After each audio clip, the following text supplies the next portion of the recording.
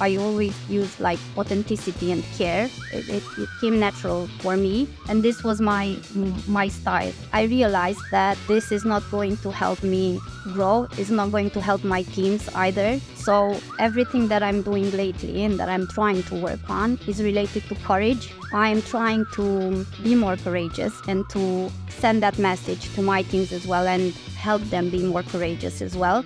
Welcome to the How They Lead podcast, hosted by Benjamin Wade and Ben Stocken. This podcast is dedicated to exploring the world of high performance, showcasing examples of how individuals and teams can reach their full potential. Together, they'll be inviting amazing guests who have defined or represented high performance in their own right, from world record breakers to individuals who have achieved first in their fields. The How They Lead podcast will showcase a diverse range of guests, each with their unique stories and insights to share. So join us as we challenge traditional ways of doing things, explore new ideas, methods and possibilities, and evolve the way people perform. Welcome to another episode of our podcast, How They Lead. As you know, we invite inspirational guests from around the world, past clients, present clients, future clients, or just inspirational leaders, followers, and team players. And we have none other than Ana today, all the way from Romania. Great to have you on our podcast. This is going to be just as interesting for me as for our listeners. We've been in partnership with Amdaris for quite some time now, a good couple of years. I know Ben has worked closely with you, but this is the first time we're meeting. So I'm going to take away a lot from this episode as well. Ana, nice to meet you. If we could just hear a little bit about your background. Nice to meet you as well, and thanks for having me, first of all. To be honest, it sounds quite flattering, inspirational leaders. I like to think of myself more as an enthusiastic leader, let's say. We'll see if a good one as well later on. But yeah, inspirational sounds good. So you guys are right. I am currently very lucky to lead a team of exceptional people. And as a side thing, I'm very passionate about soft skills in general, and actually the way they contribute to individual and collective success more than everything. So yeah, that's it. As for my background, I've worked in market research for quite a few years, and then switched to software development. You've mentioned Amdaris. This is the company where I currently work at. So I've changed the fields quite a bit in my past, but all the jobs that I had were related to project management somehow. So in time, without me realizing it, let's say, I found myself receiving this leader label, which is quite a heavy burden to wear, I would say. But yeah, that's when the fun part began. And that's what I'm trying to do better and better every day. Amazing. One of the things you're going to find out, Ben, is that Ana's far too humble. Okay. She's not going to let me get away with that, but she is. Ana, we met 2.5 years ago, I think, in Chisinau, in the capital of Moldova. And it was a pilot leadership program we were running for Amdaris that we then rolled out across the business. And I think I've had the pleasure of working with a number of people in your team. So can you help our listeners understand a bit more about how you work? So Amdaris is a bespoke software development business, correct me if I'm wrong. And it'd be good to understand like what your role as a portfolio director is, the teams you work with, and how you interact with clients as well. Yes, so you're right. This portfolio director role that I'm currently holding is one that is quite challenging because it involves the internal side of things, like you mentioned, leading teams, or actually leading teams of people who lead other teams as well. And it also comes in regards to interacting with clients, so the client-facing part, and trying to coach some of our clients as well. So it's working on both sides of the story. I am supporting, as I was saying, a team of delivery leads to make sure that everything that we build for our clients, all the applications that we're helping them with, and so on and so forth, everything goes as smooth as possible, and we focus on value. So we're very keen in supporting our clients. Anna, thank you. Thanks so much for sharing a bit there about your role as a portfolio director.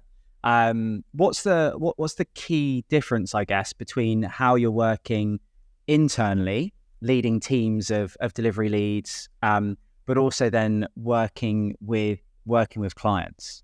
What's the difference you find there in terms of how you lead? Well, that's quite a challenging thing and an interesting question, actually.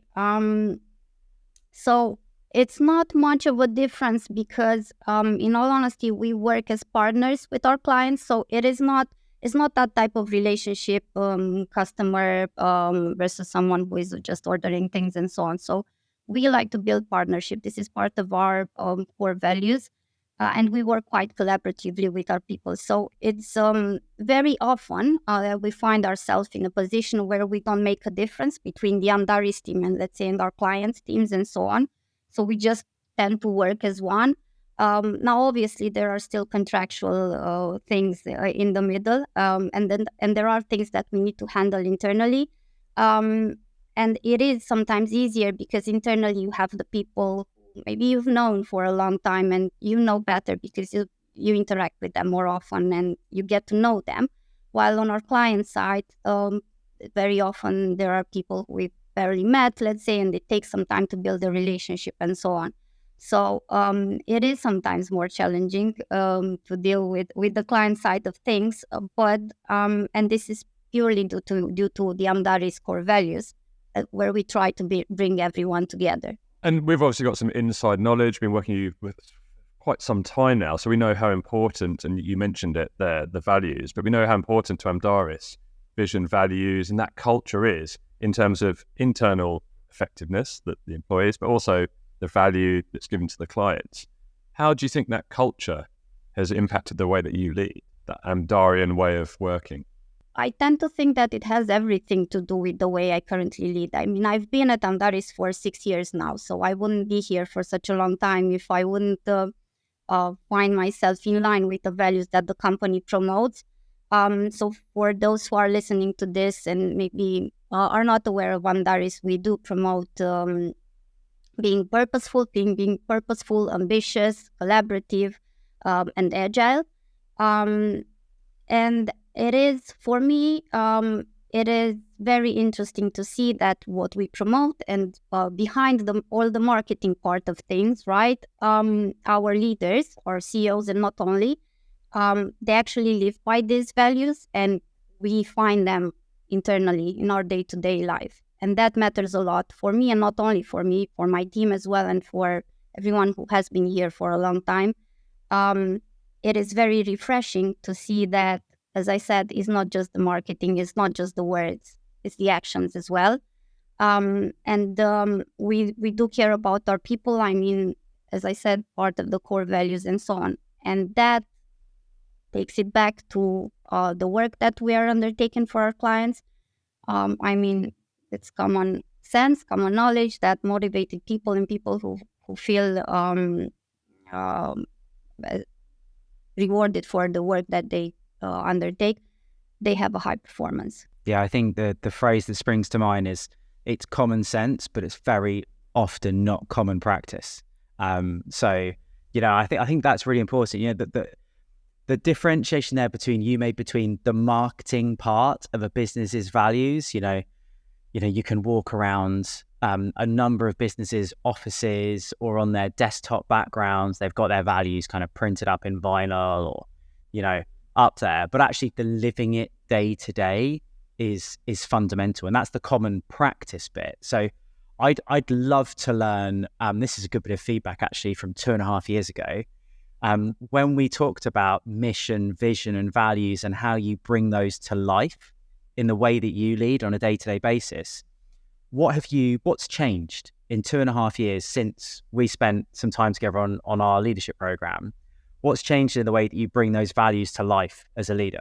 Well, you're right, Ben, and actually, and I have to admit, when we met in Chisinau, for me, that was the first, I would say formal, although it wasn't quite formal, but formal training or courses or anything in this area, in the leadership area, because up until that moment, it was just based on intuition and what I learned through the years and so on. So that summit was very helpful for me, and not only for my colleagues as well. What changed is that, and I know I was very puzzled when we discussed about this topic, because, and I even texted one of our CEOs, like, what's our mission? What is it? Because, okay, I know the values, but what is it? And after this, we had quite an open and honest conversation, and it was somehow enlightening to me, as it wasn't just buzzwords. And anyway, especially since my English is not that good, it was just open and honest. We want to help people grow, and this helps us grow our business. But we take pride when people succeed, even if, and we do have quite a few cases where people succeeded after they moved out from the company. We still take pride because those people grew to that level. This happened in Amdaris, and we helped them. And this has impacted me because ever since, this is my approach with my team.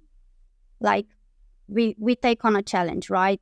No one has done this before. And especially since our business is growing that fast, we have all sorts of new clients, different types of businesses that we've never worked on before. And it is a challenge. The approach is always, okay, we do our best. We go there with best intentions.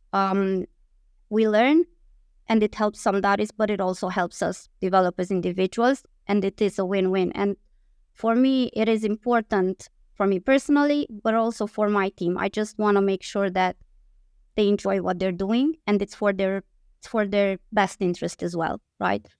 And everyone has to win. So let's just go along with it and see what comes out of it.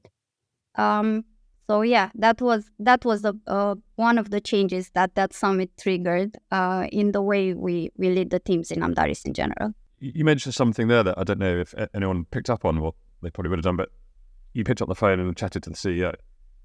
In most companies, that probably wouldn't happen, or no one would ever pick up the phone and just ask the CEO a question. Do you think that is fundamentally why Amdaris operate so well in their field, and you can have this dynamic approach, and that culture is so powerful because you've got that open relationship at all levels? Yes, and since you've met Vlad and Andy, I think you probably know that this is how they are. So when I joined the company, there were about 200 employees. I remember we had a cake a few months after I joined where we celebrated the 200 number, and now I think we're almost 900. So that's quite a growth. Yet again, I can still talk to the CEOs, and they're just as much open, maybe busier, but still they will make the time for anyone in the company who has something to say or to ask. So again, a reflection of the good culture. Yeah, so I think that transparency and accessibility for some businesses, and I can imagine some CEOs, managing directors, owners of businesses listening to this or watching this and thinking, there's no way I would have the time or the capacity for that. But you're right, knowing Andy and Vlad that the way we do, like, fully back that up, that actually even as a partner, like, I know that we can pick up the phone and have a conversation with them about what's going on in the business, and they will answer, or they will come back to you same day. Now, what does that do? What does that do in terms of performance and engagement in the business? That kind of transparency and accessibility, what do you think that's helped with in the business? It's helped. It helped a lot with the perception that people have. So just because they are accessible and open to everyone, it doesn't mean people reach out that often. I think there's this misconception that if as a CEO you just show yourself available and everyone could reach out, everyone will do, and you'll have hundreds of messages. It's not. But for people, it's so comforting knowing that if I would want to ask something, I could, and that's okay, and it's perfectly safe, and I would get an answer. Most often people just don't. They still ask their managers or whatever the questions. But just knowing that they do this, it helps them. It helps with trust. And again, going back to the culture, it helps them understand that, again, these are not just words. It is how it is. And our best interest is looked after. And we're not just, let's say, numbers on a sheet of paper or something like that. And when you first started, if you can remember back, how did they communicate that they were open to that approach? Can you remember what it was? Did they brief you, or did you go and meet them? Because that's probably something that our listeners would like to know, how they can replicate this back within their businesses. I do think that nowadays they do say it out loud, like you can reach out. But back in the days, I don't remember being it formal, like you guys can text us anytime. It was just their way of being and communicating with us that led to that impression, and then we went along with it and so on. So it is about their day-to-day style of, I don't know, helping out, getting involved, and so on. Obviously, it was easier back then. It was less employees and so on. But yeah, it wasn't like, guys, this is the process. This is what you need to do in order to talk to us or stuff like that. It's just the way of being. And you're probably best placed to tell us if there's been a change, or you've seen a change going from 200 to almost 900, almost 1,000 people now. Have you seen a difference? Because that's pretty difficult to maintain that culture and not have it diluted. I would say the only difference, but maybe it's not the only one, but the main one is that nowadays they just don't remember everyone's name. Back in the days, they would know everyone working in the company, but now that can't happen for sure. But otherwise, they managed somehow, because now we have more people at the C-level. They managed somehow to infuse their leadership styles to the new joiners, let's say. So it just is. It's a status quo. We can't pinpoint it, but it's just the way we work, and everyone knows that in the company. So I wouldn't know to say how they've done it. I don't know if it was natural for them, or maybe it's a smart strategic approach. I think they were supported by an amazing leadership development. I've got a hypothesis that I want to test with you, Ana. Okay, here's my hypothesis. All right, so what you've just said, I completely understand. My hypothesis is, and you can say, Ben, this is correct or incorrect. Do you, with the teams that you lead, and you said earlier on, so you lead teams, but also you lead people who lead teams. So you're a second generation leader now. Do you have that same transparency of communication with the teams that you lead? As in, do you think that they feel that they can communicate to you at any time if they needed to? I would say you're correct, and I would say that is the case. Now, just because ever since we had that leadership summit, that's when I started to actively look for formal trainings or courses on leadership and try and gain more insight on this topic. I studied quite a lot about being honest as a leader and being transparent, like you mentioned, and what it means. Actually, it doesn't mean sharing everything, just letting it out there. So that is something that I am learning as well, especially since we are going through quite some transformations lately, especially now since we are big, we are part of a bigger company. So interesting times ahead.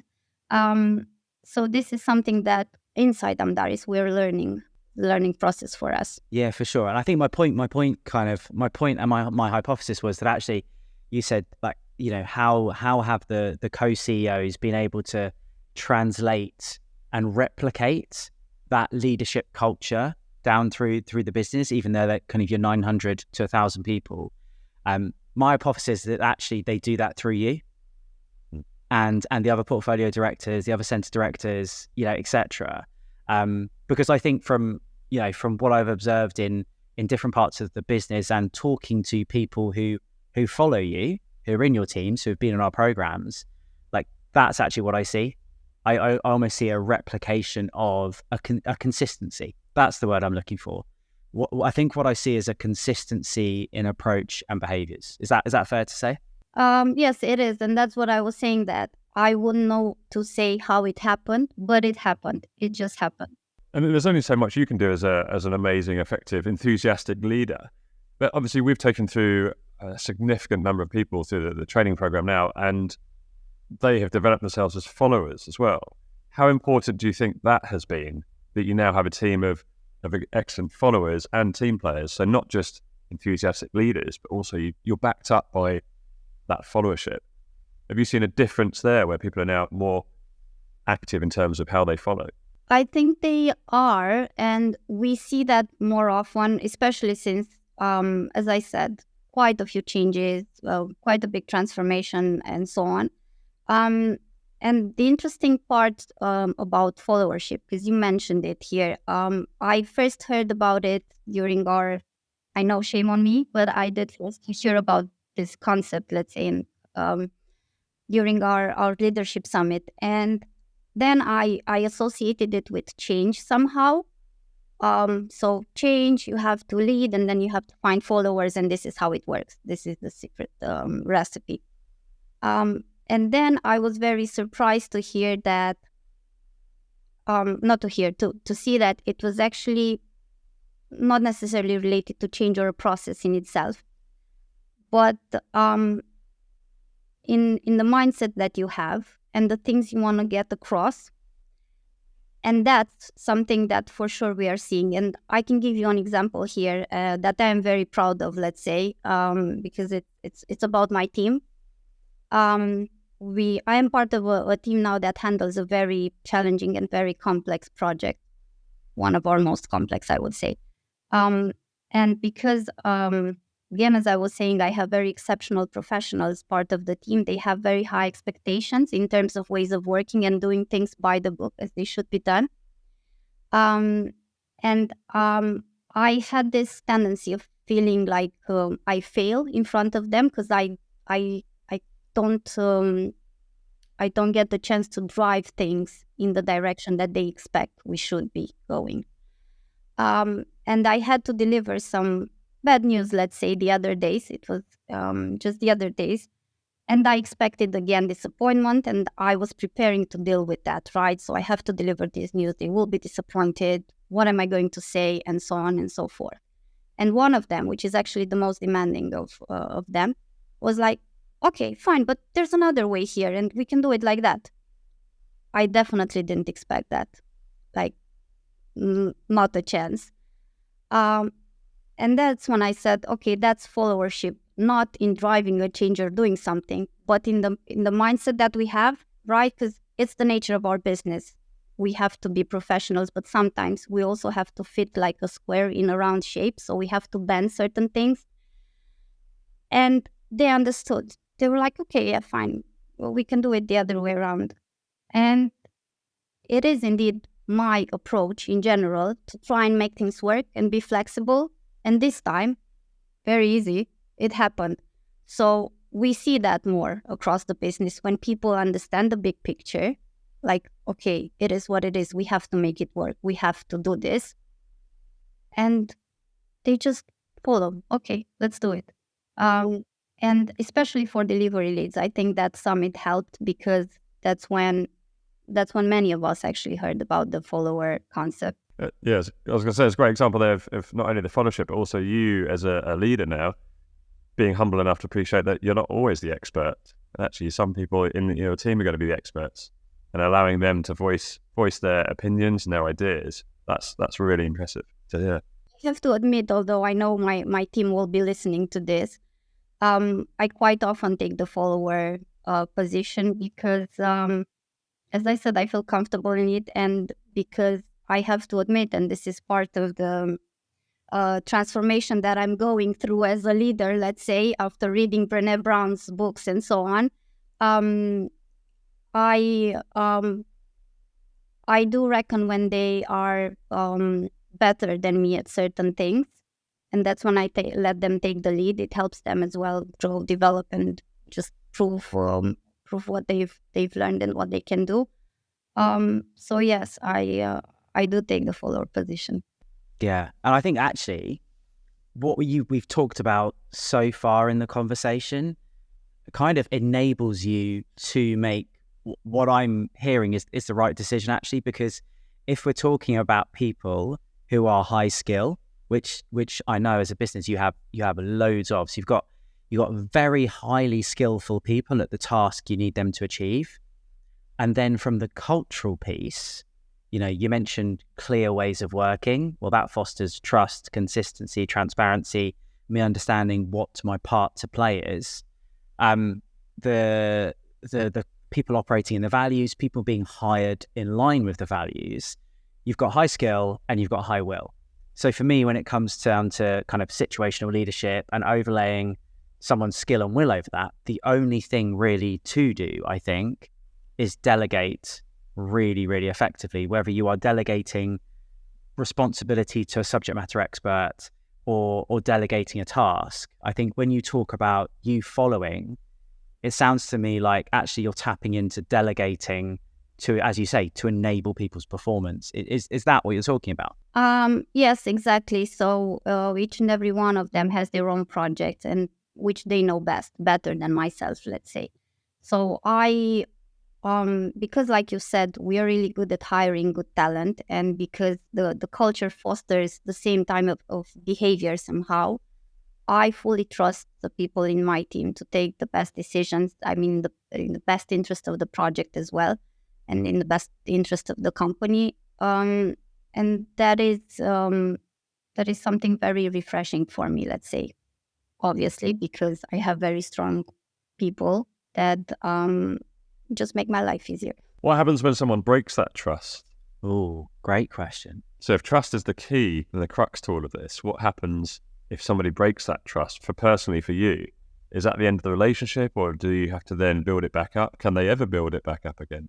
To be honest, I don't think I've had cases. I mean, for me, breaking the trust refers to bad intentions. Is this how you would say, or not so good intentions? So it is not about failing to do something that's related to your job or stuff like that because you didn't have the knowledge, or because you just made a mistake, or you took a risk that it turned out it wasn't the best decision, and so on. It is about the intention and the good faith of things, or lack of good faith. Now, I didn't come across that, but when it comes to the easier part, and it's not necessarily breaking the trust, right? It's realizing maybe my approach wasn't the best one, and maybe I shouldn't have stepped back like that, and maybe I should offer more guidance. It also comes down to me and my decisions, right? Well, we just have to reassess and then move forward in a way that everyone is comfortable, right? Because I don't want people to feel they failed at something even though it wasn't their fault. Maybe it was mine, and so on. So I think this is very important. But as I said, I wouldn't know how I would react if someone would break the trust in that sense that you mentioned, right? Like not have good intentions. It's a good point, actually. It's quite subjective when it comes to defining the trust being broken. Because in a company like Amdaris, where they've got guidelines and people can try out new things, and if it goes wrong, it's not that they're going behind someone's back and breaking the trust. It's just, it didn't work out, so let's try something else. Whereas a company that they haven't got the guidelines and it's not very innovative and culture-led, then actually there's more opportunity for trust to be broken. Yeah. Or apparently the trust has been broken. So actually, yeah, the way that you've described it, having that culture and that open and honest way of working means that there's less opportunity to break trust. Yeah. And it comes back to that common sense bit you said, Anna, didn't you? You say, well, actually, it kind of seems like common sense, but coming back again to like how groups turn into teams, we talk about ways of working. You just very normally said, we've got really clearly defined ways of working. You don't know this maybe because you've been in Amdaris for 6 years, but there are a large number of businesses that we work with who, when we ask them, how do you make decisions? Who makes decisions? How do you give feedback? What's acceptable behavior and what's unacceptable behavior in this team or in this group? They don't have the answer to that question. So I think that then gives space for there to be distrust because people don't know how to act in that environment. I think that's something that you in Amdaris and in your teams you do well to create those ways of working. Yeah, so we do well, but to be honest, it wasn't an easy process along the way because, as I said, we were way smaller 6 years ago since I joined when I joined the company, right? And this process has been in constant transformation. Because we grew, we had to adapt. We grew again, we had to adapt, and so on and so forth. So it isn't it isn't that easy to set ways of working and processes. It definitely isn't. And I think for Andaris, this is something that it is appreciated by the people because we are open about it. Like, we have these ways of working. We have this. It's not set in stone. It might not be like this in 6 months, but you are welcome to feedback, to come with suggestions, and they are taken into account, right? So we constantly adapt based on the feedback that we receive from the people, and everyone can contribute with ideas on how we can make it better. And we are certain, and we set expectations when we hire someone. It might change. It is how it is now. It is not perfect. It's never perfect, right? Because you bump into something and then, this doesn't work, I have to adapt, and so on. It is not perfect. It worked so far. It's not perfect. We're working on it. You're welcome to join. Yeah, and it's not supposed to be easy, is it? Like, I know that maybe the way that I summed it up before you answered, you kind of, shared your perspective, is maybe I made it sound too easy. I know it's not easy, and the iteration process you've gone through as a business, and you rightly said it's an ongoing thing. And I think one of the most important things is when you bring new people into the team, or when, for you as a business, you're forming new project teams, or resources have to slide across. It's then, as you said, it's about making sure that person feels valued, that actually they can have some input into that. And this is the way we're operating for this period of time. But as you said, things might change because client requests might change, or resourcing might change, or something else. So you're going through that continuous process of people managing their own behaviors through change, which I think is a really interesting, it's an interesting skill set for people to develop, and for leaders to help people develop, that actually things are the way they are today, but they could change at any minute. So do the best work you can right now with these parameters. But the next time we're on a call, just be aware, we may go left. Yeah, exactly. So you described it very well, Ben. Over this sort of transformative journey that you've been on, and you've done some self-discovery and self-learning, and you've obviously been on our program as well. Is there one thing that sticks in your mind that has made the biggest impact, either to you personally or your team as you've grown, that you can think back on or reflect on? Because you've covered quite a few topics there, and they all seem to have had a huge impact on how you lead and how your team operates. But is there something that you can think of that had the biggest impact? Well, there is something that I can think of, although it's not very interesting, or it doesn't come with a bang or anything. Hang on a second. Let's cut. No, don't cut it. It's going to be interesting, Anna. It's going to be interesting. Go on, off you go. So it's because I was mentioning that I'm going through a transformation as how I lead. I'm trying to improve it, and it's the first time that I'm making quite a change, because I used to, because I didn't have formal training, let's say, wasn't prepared for it, right? I always used authenticity and care. It came natural for me. And this was my style, let's say, the fingerprint that I put on my teams. But at some point, and this is also related to the fact that our company is growing and things change so fast, I realized that this is not going to help me grow. It's not going to help my teams either. We might get stuck at some point. I felt like we are stuck, and we can't afford that. We have to keep up with the changes. So everything that I'm doing lately and that I'm trying to work on is related to courage. I used to lack this. I used to feel safe in my comfort zone, where I just do what I know, I lead how I know, and I'm doing the things that I'm comfortable with.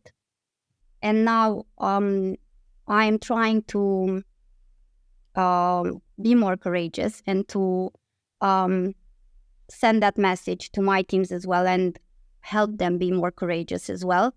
I realize that's the only way you can actually move forward at the speed that our company needs us to move forward at this point. So we had quite a few conversations lately on this topic, and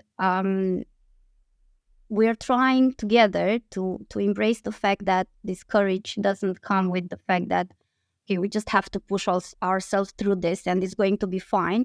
we have to accept that there's going to be failures. For myself, I used to be very afraid of failure, right? So imposter syndrome all the way, and then being afraid of failure, cannot afford this, especially as the leader. Definitely a big no. But now I think it's time for me to embrace this. And as I said, I'm encouraging my team to do the same, right? So let's try new things. Some will work, some won't, but we just have to accept it and prepare for it. And it is what it is. We just learn from it and we move on. And this courage part comes hand in hand with the feedback, because you've mentioned, so you've asked something that triggered, something that sparked a thing to lead to change. We discussed a lot lately in our company about feedback, and how people perceive it, giving feedback and accepting feedback as well. So we realized we're maybe too nice, and in this, in our way of being soft and kind and nice and don't want to hurt anyone's feeling and so on, we're not actually helping each other, because we look at the feedback and it is not constructive. It doesn't help me grow. For sure, I can't do everything right. No one does everything right. And we need to encourage people to be more courageous again when sharing feedback, and think of the best interest of the other person. Like, I want to help you. How can I help you? I'll tell you what you can do better maybe, and that will help the team, it will help the project, and it will help you on your career path and so on. So this is also something that we're working on, and we realize that we have to do it by setting an example. So this is what I'm trying to do now, encouraging my team to give me feedback. I am courageous now to provide constructive feedback without the fear of hurting someone's feeling. Although, to be honest, they're great anyway, so it wouldn't be something that would hurt someone's feeling. It would be just small things, but it's very challenging. You know, when you have a very high performant person, but still there are some things that they can improve, like all of us, of course. I was always afraid that those comments would just lower their self-esteem and would be like, wait a minute, but I'm doing these things and I'm doing them awesome, and you're telling me about this small one. It's like it's ruining everything, and I don't want it to be like that. I definitely don't, because they are awesome people. So it's this part that I'm trying to work on and set an example and ask them to work on and do the same with their teams and so on. But it's not easy. It's such a simple word, feedback. Oh, you do it. You just tell someone what they can improve, and that's it. No, I love that. And it's often the bit that people don't have time or capacity for. You finish a project and you're excited about the next one. Yeah, that feedback, that can wait. And inevitably, it never gets covered or gets forgotten, stored away somewhere. Yeah. But it's probably the smallest little change you can make with almost the biggest impact as well. As you say, it takes a high-performing team to a much higher level with some tiny little tweaks, just asking how feedback likes to be received or given, as you've alluded to, and approaching it head on, being courageous enough to have those challenging conversations. Because if everyone's just nice on the team, you just plateau, don't you? You do a good job, but you don't overperform. So yeah, I really like that. I can relate to that a lot. Yeah, and I think there's something I'd add to that, which is if you are not, don't feel you have the courage or the tools to give direct constructive feedback that's going to really help the person's performance and therefore help their career, and you don't say it as a leader or as a teammate, then I think it can eat up at you, and you can build resentment for that person, because there might be one thing that if you gave that feedback in the moment that was right, it would help them. But if you don't say it, and then something else layers on top of it, and something else layers on top of it, and something else layers on top of it, and then you have a bad day, you have a disagreement with your partner at home, and you come in and they do one more thing, then you end up like shouting at them. Are you teeing me up for some? We're going to have a feedback conversation later, yeah. Then you can just snap at them for no reason whatsoever, and actually the feedback you then give them could be really poor, because it's actually not about the small thing they did on that piece of work. It's about 5 months worth of stuff that you're like, well, I let that go, I let that go, I let that go. But maybe you just let it go because you were didn't have the courage or the tools to be able to give that feedback. So I think that there's a downside as well to not giving that feedback in the moment, as well as you don't enable the other person's performance. You can damage your own kind of mental health, really. Yeah, in the moment or in a timely manner. Yeah, depending on what it is, what's happened. So you're right, Ben. To be honest, one of the things is not a problem that we have in Amdari. So ever since I've been here, no one has shouted at anyone. That's a problem we don't have, at least. But it is indeed it piles up. It damages the project, and then we're all in it together. Although maybe at some point just one person could have improved things and so on, and it builds resentment, just like you said, and a whole other series of sessions and meetings that everyone doesn't want to be part of, and so on and so forth. So it is indeed important, and it all links back to courage. And it's also not only about the courage to say, to do it, to whatever. It's also about the courage to accept that not everyone will think of you like the great boss that they have and the awesome leader and so on.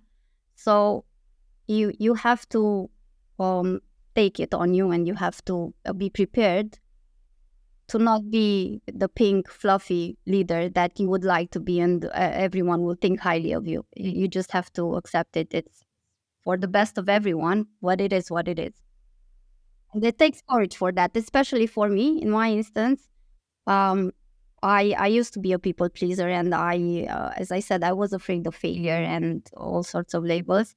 So it takes a lot of courage for me to accept that and to do it. It sounds like you've taken on board so many different techniques and tools and frameworks from everyone around you, and you've grown massively, especially since Ben first met you. And you're still on, as you say, that personal self-discovery and transformational journey, as it were. What's next for you? And I think we're just teeing up our sort of West Peak question in a minute about a false summit, which Ben can introduce. But what's next for you? So you've reached where you are at the moment. You're this enthusiastic leader. What's your goal next? It's nothing precise, let's say, because as I said, we're going through a transformation at Amdari, so we are not quite sure yet what will come our way in the future. But there's something that I've started doing, and that I also wanted to talk about it actually at the end of this podcast. Getting more involved and helping out the community that I'm part of. So besides the politics part that we're not going to talk about here, there are things that I'm getting involved to help the community that I'm part of, the city that I live in, and so on and so forth. So there are all sorts of companies that are basically working with the government and so on for the good function of the city. And that's where I started getting involved. And I get a sense of self-fulfillment. Is this how you say it?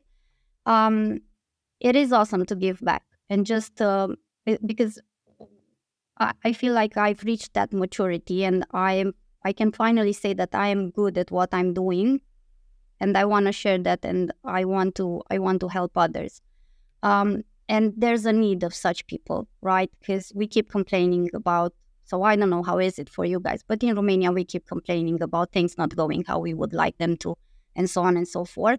But no one gets involved, right? So there's the need of people to give back to the community and make this a better place that we all want to live in, and not move to the UK, which is more difficult now with Brexit. But anyway, so I think this is also something that I'm looking forward to. It is very exciting. It is very challenging because it's quite different from what I'm doing, but it is about leadership in the end. And it's about helping out with what you can and what you know, because there's need of help in all areas. So just making a contribution there. Thank you. Yeah, thanks, Anna. I think we may have covered this West Peak question in some of your answers, but I'd love you if you can kind of give me one specific moment in time. So West Peak is named because there's a number of mountains that have false summits, and you walk up to what you think is the summit and you get there and you realize that there's another summit kind of, much further on. It's the same with skill acquisition and learning new things that people learn a bit, they go to apply it and go, wow, there's so much more to learn.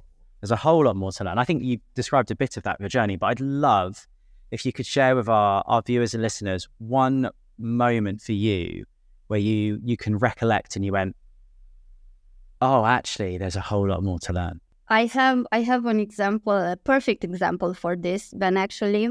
So, as you know, I used to be a delivery lead, which means that I used to work with technical people and lead technical teams, myself not being technical at all. So, and I used to think it is very, very difficult to do so, like leading someone whose job you know nothing about, like learning to trust them, to trust their decisions, to trust their feedback, their input, whatever, the way they run the project and so on. It's like, I don't know, watching someone build your house while you know nothing about concrete and whatever else. You just have to trust that they're doing a good job and it is what it is. So I struggled with this for years. And whenever someone would ask me what's the most difficult part of my job, I would say this: I have to lead people whose jobs I have no idea about. And then a couple of years ago, I got promoted to this role, the portfolio director role. And I was like, yes, finally, I'm going to lead the delivery leads. I know their job. I've done it for years. Easy peasy. No, that was my West Peak. Like, God, it is more difficult. I never expected, definitely didn't expect it. I saw it as a relief at that point in time. And then a few months after, I was like, hold on a minute, this is a whole new story here. It is very difficult because sometimes I just felt like a parent, who took ballet lessons when they were young, and they think this is the way to happiness, and everyone has to take ballet lessons because this is how things need to happen, so that everyone is happy. So setting expectations and what worked for me, I realized it doesn't work for everyone else. And I have to learn to accept that and work with that.